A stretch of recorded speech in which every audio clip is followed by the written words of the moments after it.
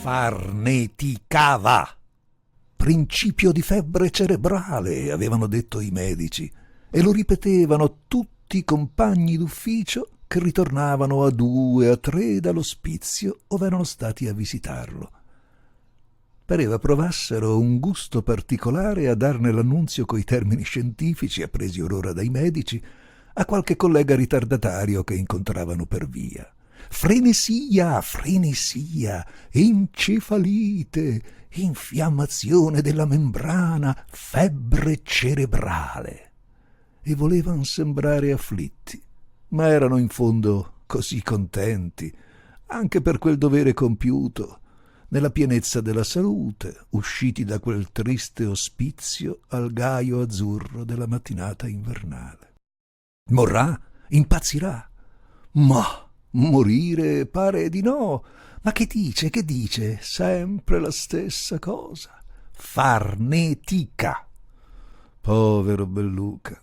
E a nessuno passava per il capo che, date le specialissime condizioni in cui quell'infelice viveva da tant'anni, il suo caso poteva anche essere naturalissimo e che tutto ciò che Belluca diceva e che pareva a tutti delirio, sintomo della frenesia, poteva anche essere la spiegazione più semplice di quel suo naturalissimo caso.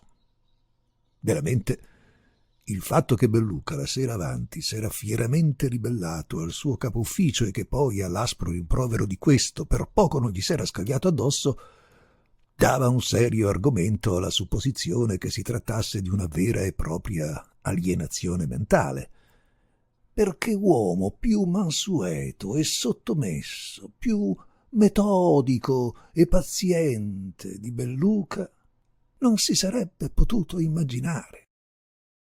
Circoscritto. Sì, chi l'aveva definito così? Uno dei suoi compagni d'ufficio. Circoscritto, povero Belluca, entro i limiti angustissimi della sua arida mansione di computista, senz'altra memoria che non fosse di partite aperte, di partite semplici o doppie, o di storno e di defalchi e prelevamenti e impostazioni, note, libri mastri, partitari, stracciafogli e via dicendo. Casellario ambulante, o piuttosto vecchio somaro, che tirava zitto zitto, sempre d'un passo, sempre per la stessa strada, la carretta, con tanto di paraocchi. Orbene, 100 volte questo vecchio somaro era stato frustato, fustigato senza pietà, così per ridere, per il gusto di vedere se si riusciva a farlo imbizzire un po', a fargli almeno drizzare un po' le orecchie abbattute, se non a dar segno che volesse levare un piede per sparar qualche calcio. Niente. S'era prese le frustate ingiuste e le crudeli punture in santa pace, sempre, senza neppur fiatare, come se gli toccassero, o meglio come se non le sentisse più, abituato com'era da anni e anni alle continue solenni bastonature della sorte. Inconcepibile dunque veramente quella ribellione in lui, se non come effetto d'una improvvisa alienazione mentale, tanto più che la sera avanti proprio gli toccava il rimprovero, proprio aveva il diritto di farglielo il capufficio. Già s'era presentato la mattina con un'aria insolita, nuova, e cosa veramente enorme, paragonabile, che so, al crollo d'una montagna, era venuto con più di mezz'ora di ritardo. Pareva che il viso tutto a un tratto gli si fosse allargato, pareva che i parocchi gli fossero tutto a un tratto caduti e gli si fosse scoperto, spalancato d'improvviso all'intorno, lo spettacolo della vita. Pareva che gli orecchi tutto a un tratto gli si fossero sturati e percepissero per la prima volta voci, suoni non avvertiti mai. Così, allegro d'una allegria vaga e piena di stordimento, s'era presentato all'ufficio. E tutto il giorno non aveva combinato niente. La sera, il capo ufficio, entrando nella stanza di lui, esaminati i registri, le carte, E come mai? Che hai combinato tutt'oggi? Belluca lo aveva guardato sorridente, quasi con un'aria di impudenza, aprendo le mani. Che significa? Aveva allora esclamato il capo ufficio accostandoglisi e prendendolo per una spalla e scrollandolo. Ui, Belluca! Niente, aveva risposto Belluca, sempre con quel sorriso tra d'impudenza e d'imbecillità sulle labbra. Il treno, signor Cavaliere. Il treno? Che treno? Ha fischiato. Ma che diavolo dici? Stanotte, signor Cavaliere. Ha fischiato. L'ho sentito fischiare. Il treno? Sì, signore. E se sapesse dove sono arrivato? In Siberia. Oppure nelle foreste del Congo. Si fa in un attimo, signor Cavaliere. Gli altri impiegati, alle grida del capo ufficio imbestialito, erano entrati nella stanza e, sentendo parlare così Belluca, giù risate da pazzi. Allora il capo ufficio, che quella sera doveva essere di malumore, urtato da quelle risate, era montato su tutte le furie e aveva malmenato la mansueta vittima di tanti suoi scherzi crudeli, se non che questa volta la vittima, con stupore e quasi terrore di tutti, s'era ribellata. Aveva inveito, gridando sempre quella stramberia del treno che aveva fischiato e che, per Dio, ora non più. Ora che egli aveva sentito fischiare il treno, non poteva più, non voleva più essere trattato a quel modo. Lo avevano a viva forza preso, imbracato e trascinato all'ospizio dei matti.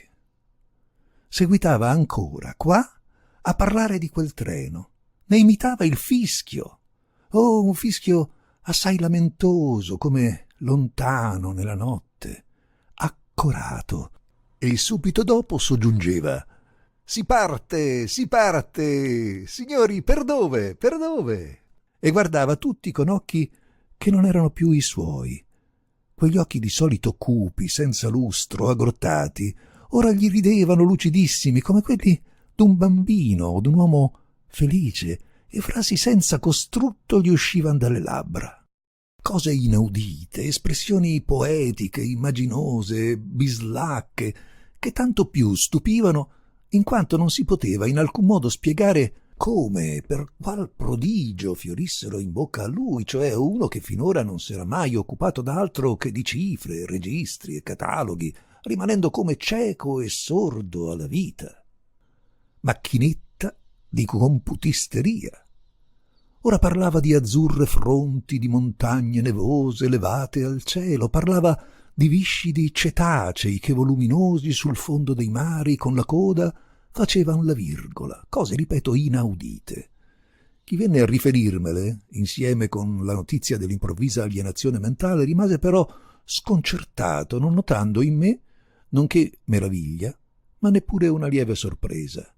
Difatti io accolsi in silenzio la notizia, e il mio silenzio era pieno di dolore. Tentennai il capo con gli angoli della bocca contratti in giù amaramente e dissi: Belluca, signori, non è impazzito, state sicuri che non è impazzito. Qualche cosa deve essergli accaduta, ma naturalissima. Nessuno se la può spiegare, perché nessuno sa bene come quest'uomo ha vissuto finora. Io che lo so, son sicuro che mi spiegherò tutto naturalissimamente, appena l'avrò veduto e avrò parlato con lui. Cammin facendo verso l'ospizio dove il poverino era stato ricoverato, seguitai a riflettere per conto mio.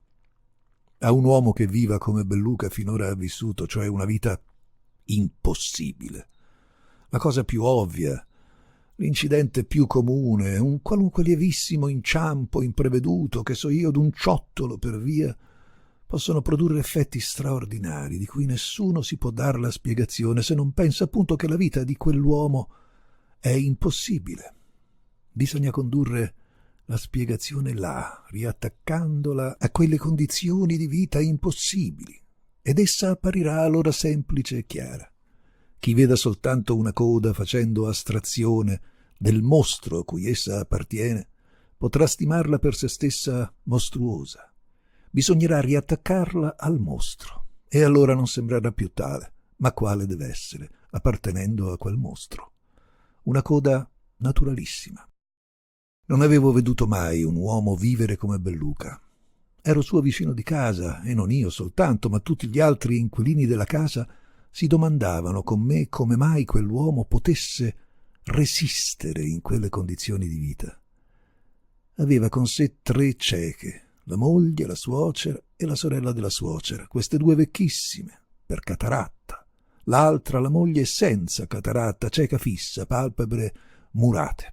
Tutte e 3 volevano essere servite, strillavano dalla mattina alla sera perché nessuno le serviva. Le 2 figliuole vedove, raccolte in casa dopo la morte dei mariti, l'una con 4, l'altra con 3 figliuoli, non avevano mai né tempo né voglia da badare ad esse, semmai porgevano qualche aiuto alla madre soltanto. Con lo scarso provento del suo impieguccio di computista poteva Belluca dar da mangiare a tutte quelle bocche. Si procurava altro lavoro per la sera, in casa, carte da ricopiare, e ricopiava tra gli strilli indiavolati di quelle 5 donne, di quei 7 ragazzi, finché essi tutte e 12 non trovavan posto nei 3 soli letti della casa. Letti ampi, matrimoniali, ma 3. Zuffe furibonde, inseguimenti, mobili rovesciati, stoviglie rotte, pianti, urli, tonfi, perché qualcuno dei ragazzi al buio scappava e andava a cacciarsi fra le 3 vecchie cieche che dormivano in un letto a parte, che ogni sera litigavano anch'esse tra loro, perché nessuna delle 3 voleva stare in mezzo e si ribellava quando veniva la sua volta. Alla fine si faceva silenzio e Belluca seguitava a ricopiare fino a tarda notte, finché la penna non gli cadeva di mano e gli occhi non gli si chiudevano da sé. Andava allora a buttarsi spesso vestito su un divanaccio sgangherato e subito sprofondava in un sonno di piombo, da cui ogni mattina si levava a stento, più intontito che mai. Ebbene, signori, a Belluca, in queste condizioni, era accaduto un fatto naturalissimo. Quando andai a trovarlo all'ospizio me lo raccontò lui stesso, per filo e per segno. Era sì ancora esaltato un po', ma naturalissimamente per ciò che gli era accaduto. Rideva dei medici e degli infermieri, di tutti i suoi colleghi che lo credevano impazzito. Magari, diceva, magari.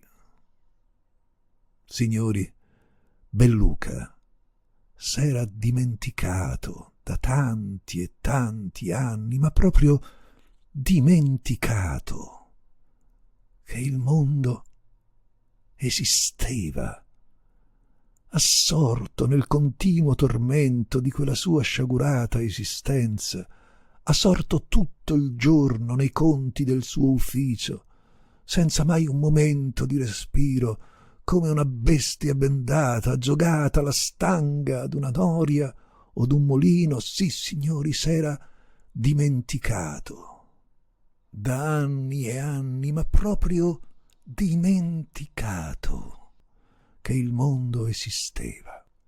2 sere avanti, buttandosi a dormire stremato su quel divanaccio, forse per l'eccessiva stanchezza, insolitamente non gli era riuscito ad addormentarsi subito. E d'improvviso, nel silenzio profondo della notte, aveva sentito da lontano fischiare un treno. Gli era parso che gli orecchi, dopo tant'anni, chissà come, d'improvviso gli si fossero sturati. Il fischio di quel treno gli aveva squarciato e portato via d'un tratto la miseria di tutte quelle sue orribili angustie, e quasi da un sepolcro scoperchiato s'era ritrovato a spaziare anelante nel vuoto arioso del mondo, che gli si spalancava enorme tutt'intorno. S'era tenuto istintivamente alle coperte che ogni sera si buttava addosso ed era corso col pensiero dietro a quel treno che s'allontanava nella notte. C'era, c'era fuori di quella casa orrenda, fuori di tutti i suoi tormenti, c'era il mondo, tanto, tanto mondo lontano a cui quel treno s'avviava, a Firenze, Bologna, Torino, Venezia, tante città in cui egli da giovane era stato e che ancora certo in quella notte sfavillavano di luci sulla terra. Si sapeva la vita che vi si viveva, la vita che un tempo vi aveva vissuto anche lui, e seguitava quella vita, aveva sempre seguitato mentre egli qua, come una bestia bendata, girava la stanga del molino. Non ci aveva pensato più. Il mondo s'era chiuso per lui, nel tormento della sua casa, nell'arida ispida angustia della sua computisteria. Ma ora ecco, gli rientrava come per travaso violento nello spirito l'attimo che scoccava per lui qua, in questa sua prigione, scorreva come un brivido elettrico per tutto il mondo, e lui con l'immaginazione d'improvviso risvegliata poteva seguirlo per città note e ignote, lande, montagne, foreste, mari.